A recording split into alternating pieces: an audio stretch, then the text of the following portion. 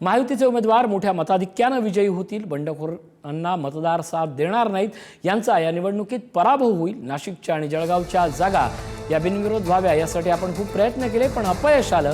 गिरीश महाजन यांनी ही प्रतिक्रिया दिली आहे। काही ठिकाणी बंडखोरी झाली असती तरी राज्यातील तिन्ही पक्षाचे नेते हे एकत्र आहेत आणि महायुती अभेद्य आहे। जळगावमध्ये शिवसेनेचा एक अर्ज या ठिकाणी राहिलेला आहे।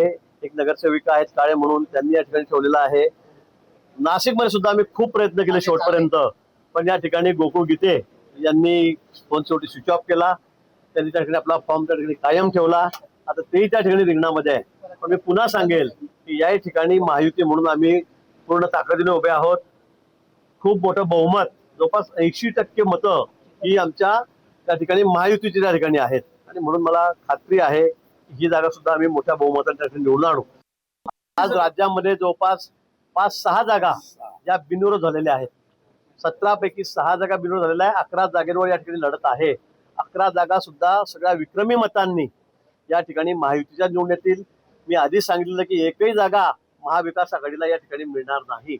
एकही विधान परिषदेला आमदार या ठिकाणी त्यांचा निवडून येणार नाही।